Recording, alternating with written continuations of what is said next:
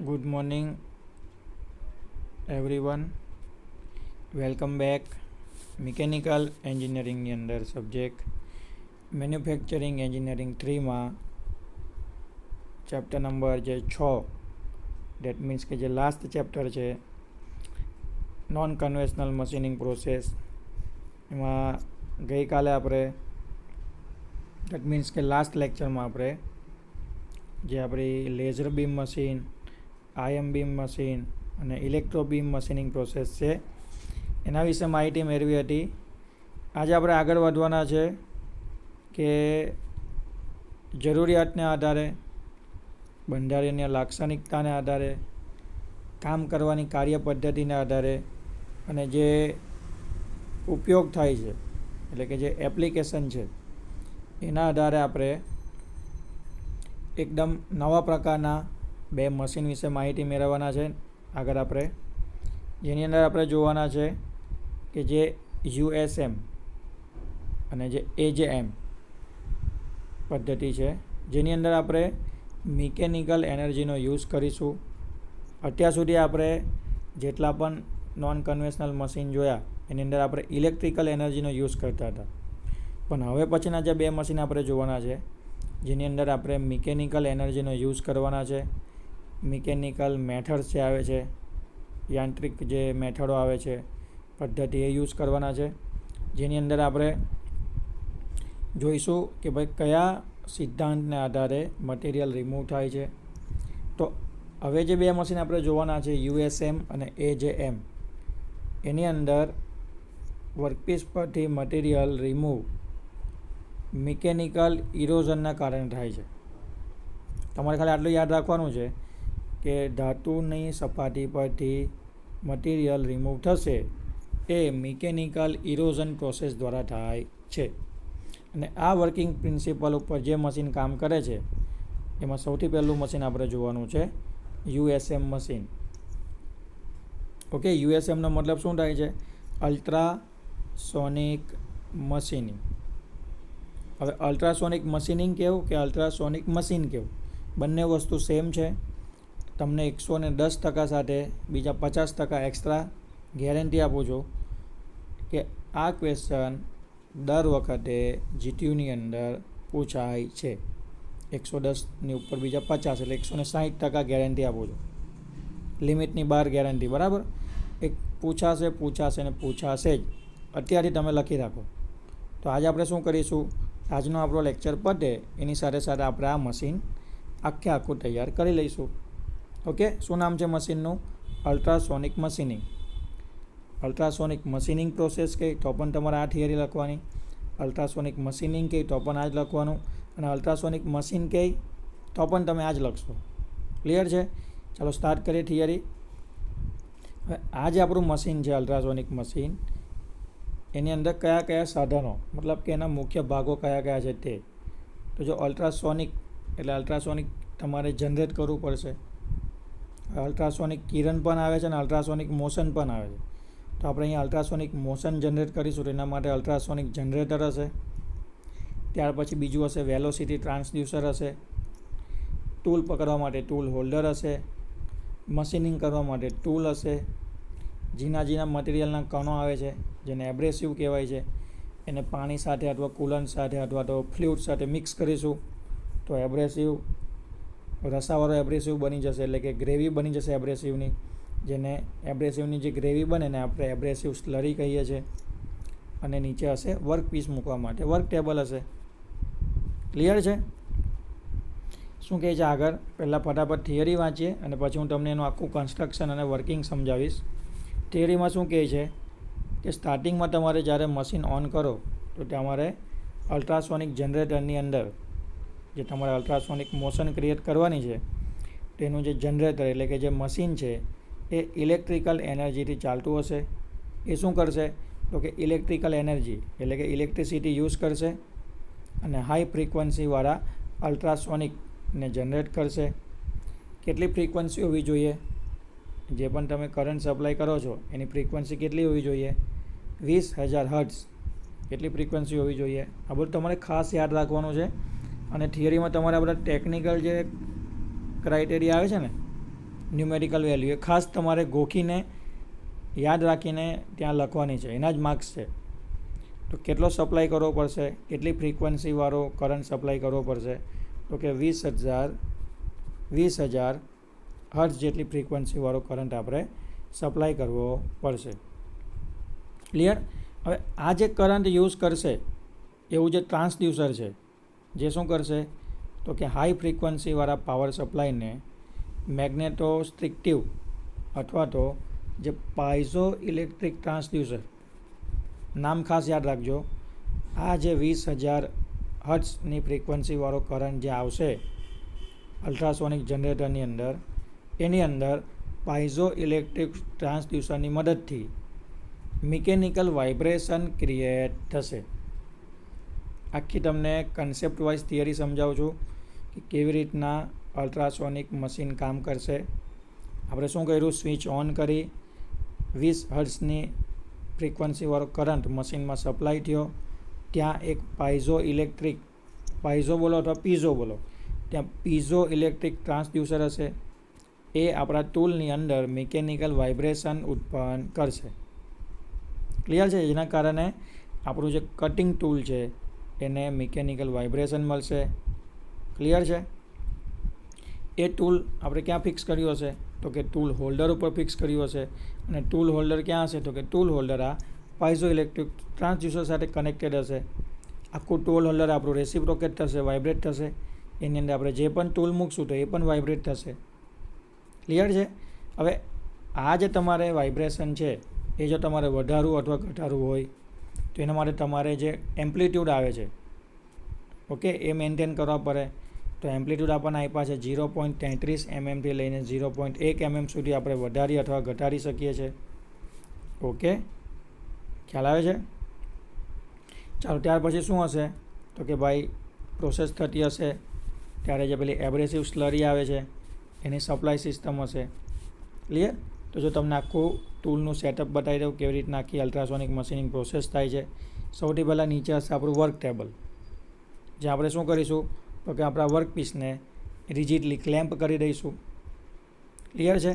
પછી આ છે પેલું અલ્ટ્રાસોનિક જનરેટર, મેં તમને કીધું તે 20,000 હર્ટ્ઝ જેટલી ફ્રીક્વન્સીવાળો કરંટ યુઝ કરશે. આ છે આપણું વેલોસિટી ટ્રાન્સડ્યુસર એટલે કે પાઇઝો ઇલેક્ટ્રિક ટ્રાન્સડ્યુસર, જે શું કરશે અલ્ટ્રાસોનિક વાઇબ્રેશન ક્રિએટ કરશે. કોની અંદર તો કે ટૂલ હોલ્ડરની અંદર. હવે ટૂલ હોલ્ડર શું કરશે તો કે ટૂલને પકડી રાખશે. હવે આખી જ્યારે મિકેનિઝમ થશે એની મદદથી આપણું ટૂલ છે ને એ ઉપર નીચે ઉપર નીચે ઉપર નીચે શું કરશે, વાઇબ્રેટ કરશે. ઓકે, વાઇબ્રેટ કરશે એટલે શું થશે તો કે આ જે વર્કપીસ છે ને એની ઉપર આ ટૂલ અથડાશે, સ્ટ્રાઇક થશે. ઓકે, ટક ટક ટક ટક ટક ટક ટક ટક એવી રીતના સ્ટ્રાઇક થશે. હવે આપણે શું કરવાનું છે તો કે આપણે તો સર એવું કહેવું છો તમે સ્ટાર્ટિંગમાં ચેપ્ટર ચાલુ છું ત્યારે કે જેટલી પણ નોન કન્વેન્શનલ મશીનિંગ પ્રોસેસ છે એમાં ટૂલ અને વર્કપીસનો ડાયરેક્ટ કોન્ટેક્ટ થતો નથી. તો અહીંયા સર કેવી રીતના સ્ટ્રાઇક થશે તો અહીંયા પણ તમારે ટૂલ જે સ્ટ્રાઇક થાય છે વર્કપીસ ઉપર એ ટૂલ વર્કપીસની નજીક આવે છે પણ વર્કપીસને ટચ કરતો નથી. તો અહીંયા પણ આપણું શું થશે તો કે અહીંયા પણ આપણે વર્કપીસ અને ટૂલનો ડાયરેક્ટ કોન્ટેક્ટ કરાવવાનો નથી, વચ્ચે થોડી ગેપ રાખવાની છે. હા, પણ ટૂલ રેસિપ્રોકેટ એટલે કે વાઇબ્રેશન થવું જોઈએ ટૂલનું. તો ટૂલનું વાઇબ્રેશન થાય છે. શું થાય છે? ટૂલનું વાઇબ્રેશન થાય છે. ઓકે, હવે ટૂલનું વાઇબ્રેશન થશે એટલે શું કરશું તો કે જે વખતે ટૂલનું વાઇબ્રેશન થાય છે ને એ વખતે પેલું જે આપણે રસાવાળી એબ્રેસિવ સ્લરી તૈયાર કરેલી એટલે કે ઝીણા ઝીણા ધાતુના જે ટુકડા આવે એને કહેવાય એબ્રેસિવ પાર્ટિકલ.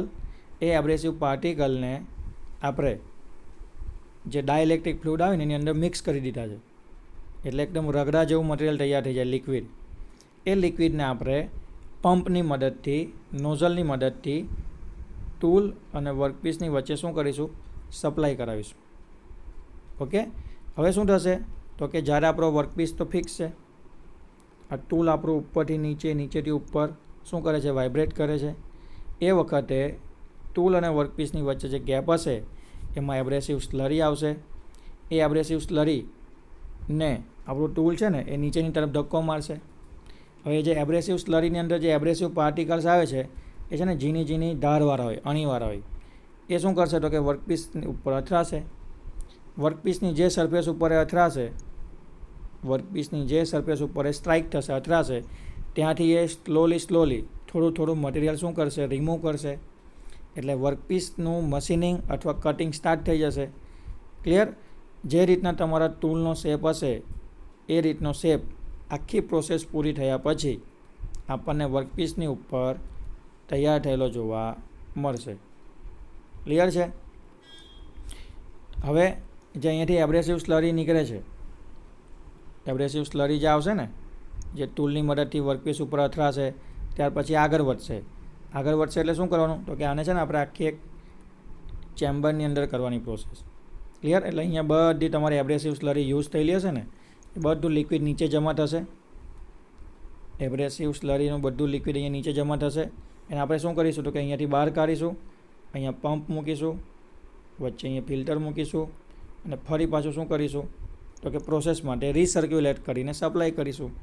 મતલબ એકનું એક જ લિક્વિડ, એકની એક જ એબ્રેસિવ સ્લરી તમે ઘણી બધી વખત વારંવાર સિસ્ટમમાંથી બહાર કાઢીને ફિલ્ટર કરીને એટલે કે સાફ કરીને પંપની મદદથી પાછી એપ્લાય કરી શકો છો. એટલે જે સ્લરી છે ને એ રીયુઝેબલ છે.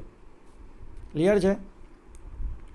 શું કામ યુઝ થાય છે તો કે જે અલ્ટ્રાસોનિક મશીનિંગ પ્રોસેસ છે એનો આપણને અહીંયા એપ્લિકેશન આપી છે. કોઈ ચોક્કસ પ્રકારના જે વર્કપીસ આવે છે એનું મશીનિંગ કરવા માટે, એનો આકાર આપવા માટે આપણે અલ્ટ્રાસોનિક મશીનિંગ પ્રોસેસ યુઝ કરીએ છીએ. જેની અંદર સિરામિકના વર્કપીસ હશે. ક્લિયર? ગ્લાસ એટલે આપણો જે કાચ આવે છે એનું મશીનિંગ કરવું હશે. સિલિકોન કાર્બાઇડ મટીરિયલ આવે છે, ટંગસ્ટન કાર્બાઇડ આવે છે. તો સિરામિક, ગ્લાસ, સિલિકોન કાર્બાઇડ અને ટંગસ્ટન કાર્બાઇડ, આ બધા જે ધાતુના વર્કપીસ આવે છે અથવા આ બધા જે મટીરિયલના વર્કપીસ આવે છે એમાં હોલ પાડવા માટે, એમાં કોઈ કોટરનિંગ કરવા માટે, કોઈ પ્રોફાઇલ જનરેટ કરવા માટે, ક્લિયર, આપણે basically ultrasonic machining process use કરી શકીએ છીએ. ઓકે, નેક્સ્ટ આપણે જોવાના છે કે આ જે અલ્ટ્રાસોનિક મશીનિંગ પ્રોસેસ આપણે યુઝ કરીએ છીએ એના એડવાન્ટેજીસ શું છે તે. ઓકે, તો એડવાન્ટેજીસની વાત કરીશું તો કે આ જે મશીન છે એની અંદર જે વિદ્યુતના અવાહક પદાર્થો હોય છે, મતલબ એવા મટીરિયલ કે જેમાંથી ઇલેક્ટ્રિસિટી પાસ નથી થઈ શકતી, નોન ઇલેક્ટ્રિકલી કન્ડક્ટિવ મટીરિયલ, ઇંગ્લિશમાં શું બોલાય, વિદ્યુતના અવાહક, નોન ઇલેક્ટ્રિકલી કન્ડક્ટિવ મટીરિયલ, તો એનું પણ આપણે મશીનિંગ કરી શકીએ છીએ. ક્લિયર? તો જે ECM મશીન હતું, EDM મશીન હતું, EDG મશીન હતું, ECG મશીન હતું, જેટલા ઇલેક્ટ્રિકલી કામ કરતા મશીન હતા ને એમાં આપણો વર્કપીસ માટે ઇલેક્ટ્રિસિટી પાસ થવી જોઈએ તો જ આપણે electrochemical grinding, electrochemical machining, okay, electro discharge machining બધી પ્રોસેસ કરી શકતા હતા. પણ અહીંયા તમારે કોઈપણ જગ્યાએ વર્કપીસ માટે વિદ્યુત પ્રવાહ પાસ કરવાની જરૂર હોતી નથી. એટલે જે વિદ્યુતના જે અવાહક પદાર્થો હોય છે કે જેમાંથી ઇલેક્ટ્રિસિટી પાસ નથી થઈ શકતી, નોન ઇલેક્ટ્રિકલી કન્ડક્ટિવ મટીરિયલ હોય છે એનું પણ આપણે મશીનિંગ કરી શકીએ છીએ. તથા જે સખત સ્ટીલ આવે છે, હાર્ડ સ્ટીલ આવે છે, કાર્બાઇડ આવે છે, એનું પણ આપણે મશીનિંગ કરી શકીએ છીએ. પ્લાસ્ટિક કે ગ્રેફાઇટ જેવી નરમ ધાતુ જે આવે છે એનું પણ આપણે સહેલાઈથી મશીનિંગ કરી શકીએ છીએ.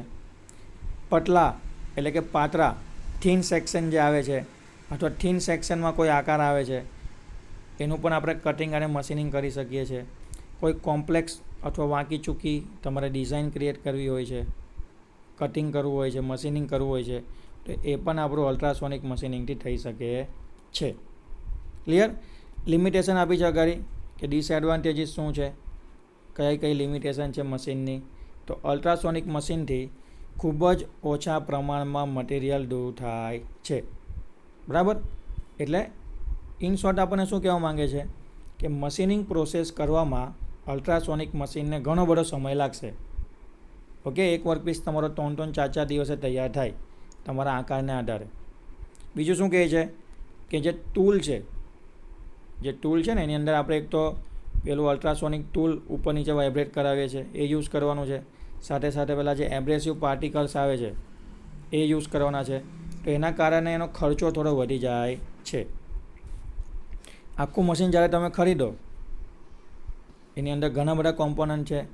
ટ્રાન્સડ્યુસર છે, પછી વેલોસિટી ટ્રાન્સડ્યુસર છે, પછી અલ્ટ્રાસોનિક જનરેટર છે, પછી આખી જે ઇન્સ્યુલેટિંગ ટેન્ક આવે છે, પછી પેલું જે એબ્રેસિવ પાર્ટિકલ સપ્લાય કરવા માટે, સ્લરી સપ્લાય કરવા માટેની સપ્લાય સિસ્ટમ આવે છે. તો આ બધી વસ્તુને કારણે એનો જે ઓલ ઓવર ખર્ચો છે એ પણ વધી જાય છે. ક્લિયર? બીજું શું કહે છે એમાં કે તેમાં કેવિટી કે કાણા ટૂલના માપ કરતાં થોડા મોટા મળે છે. તમારું જો મેં તમને શું કીધું સ્ટાર્ટિંગમાં કે જે આકારનું ટૂલ હશે એ આકાર તમારો વર્કપીસ ઉપર આવી જશે, પણ જે ડાયમેન્શન વર્કપીસના હશે ને એ ડાયમેન્શન કરતાં થોડા વધારે માપના કાણા અથવા આકાર અથવા તો શેપ વર્કપીસ ઉપર આવશે. ક્લિયર છે? તો આ થઈ ગઈ એની બેઝિક લિમિટેશન. ક્લિયર? નેક્સ્ટ આપણને આપી છે એપ્લિકેશન. તો આગળ આપણે એપ્લિકેશન જોઈ ગયા. ફિગરની નીચે હતી ને application, ceramic, glass, carbide, tungsten કાર્બાઇડનું મશીનિંગ કરવા માટે. ઓકે, તો સાથે સાથે થોડી ઘણી બીજી એપ્લિકેશન પણ આપી છે. એ લોકોએ કીધું છે કે ભાઈ ખાસ ઉપયોગિતા છે. અમુક સ્પેશિયલ એપ્લિકેશન આપી છે, જેમ કે ગોર તેમજ બીજા આકારના કાણા પાડવા માટે. ગોર એટલે ગોલ, મિસ્ટેક થયેલી છે થોડી. તમારે સર્ક્યુલર હોલ પાડવા હોય ને, ગોલ કાણા પાડવા હોય વર્કપીસ ઉપર, નોઝલ ઉપર, એના માટે. પછી જે આપણો કાચ આવે છે, ગ્લાસ, સિરામિક આવે છે, એની ઉપર તમારે કોઈ પ્રોફાઇલ કટ કરવી હોય, કોટરની કરવી હોય, હોલ પાડવા હોય. ક્લિયર? આપણા જે દાંતની સફાઈ કરવી હોય, દાંતની અંદર કોઈ પોલાણ ક્રિએટ કરવું હોય. અત્યારે તમને બધાને ખબર હોય તો નવી ટેકનોલોજી ચાલુ થઈ છે, રૂટ કેનાલ ટ્રીટમેન્ટ. ઓકે, તો એમાં દાંતની અંદર પેલો બોલ્ટ નાખેલો હોય છે. તો એ દાંતની અંદર, એટલે એ તો આપણો સિરામિકનો ડુપ્લિકેટ દાંત હોય છે, પણ એ દાંતની સફાઈમાં આપણે આ પ્રોસેસ યુઝ કરી શકીએ છીએ. તથા જે આપણા દાંતની અંદર જે ફિનિશિંગ કરવામાં આવે છે, કેવિટી કરવામાં આવે છે, મશીનિંગ કરવામાં આવે છે, તેના માટે પણ USM મશીન યુઝ થાય છે. સખત પદાર્થમાં આંટા પાડવા માટે તમારે જો હાર્ડ વર્કપીસ ઉપર શું કરવું હોય, થ્રેડિંગ કરવું હોય, તો એના માટે પણ આપણે અલ્ટ્રાસોનિક મશીનિંગ પ્રોસેસ યુઝ કરી શકીએ છીએ. તો 100% ઉપરની ગેરંટી આપી હતી મેં તમને. 60 માર્ક્સની અંદર તમને આ પ્રોસેસ કમ્પલસરી GTUમાં પૂછાવાની છે. તો 60 માર્ક્સ તમારા આજે અહીંયા રોકડા હાથમાં આવી ગયા. 18 મિનિટનો તમે લેક્ચર જોશો એટલે તમને 60 માર્ક્સ મળી જશે. તો જેવો લેક્ચર પતે એટલે તમારે આખી થિયરી ક્લાસ નોટની અંદર લખીને, નોટ ડાઉન કરીને, ફિગર સાથે તૈયાર કરી લેવાની રહેશે. બાકીની જે મશીનિંગ પ્રોસેસ છે, એબ્રેસિવ જેટ મશીન, એ આપણે આવતીકાલે નેક્સ્ટ લેક્ચરમાં જોઈશું. Okay, thank you.